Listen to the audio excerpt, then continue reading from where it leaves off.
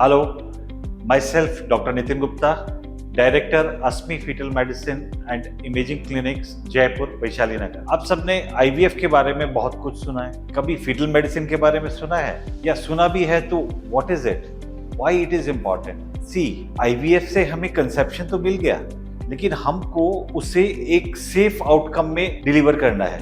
उस प्रेगनेंसी को हमें एक हेल्दी बेबी को डिलीवर करना है टिल टर्म, क्योंकि खाली conception is not important.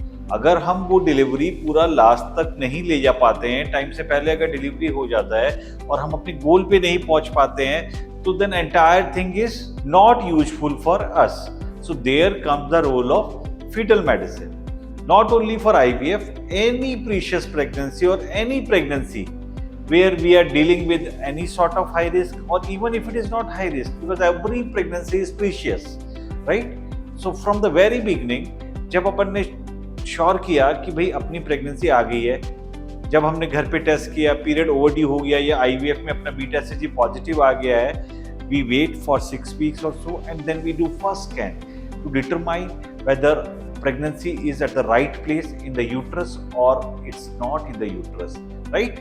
Once we are sure कि यूट्रस में ठीक से डेवलप हो रही है, हार्ट बीट आ गई है, हमारी डेटिंग करेक्ट है, तो फिर हम क्या करेंगे?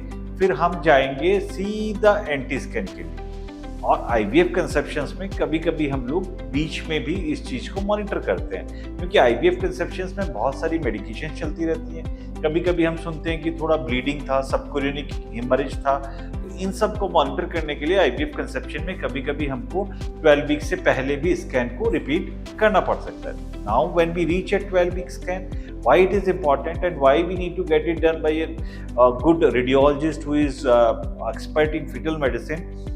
Why?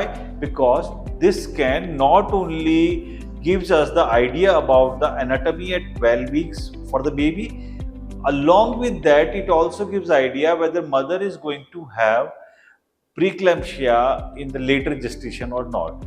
तो अगर हमारा बेबी अच्छा कर रहा है, एनाटॉमिकली नॉर्मल है, बनावटी तौर पे ठीक है, और साथ ही साथ में ब्लड सप्लाई भी अच्छी है, we are good, and along with that we can choose one of the genetic tests where we can also assess whether our baby is at high risk or low risk for certain genetic abnormalities like NIPT or double marker. Any one of the genetic tests we can choose.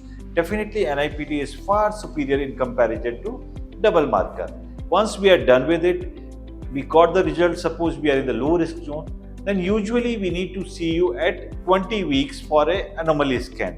In case of IVF conceptions, we may see you again at 16 weeks. In case of twin conception, also in case of elderly mothers also, right? So once we have crossed the 20-week marks, we usually call, if 20-week scan is good, then 23-24 weeks पे fetal echo is optional scan for patients. Like, you know, if you are diabetic, if it is IVF conception, if you are elderly mother, then you must definitely choose for it, go for it.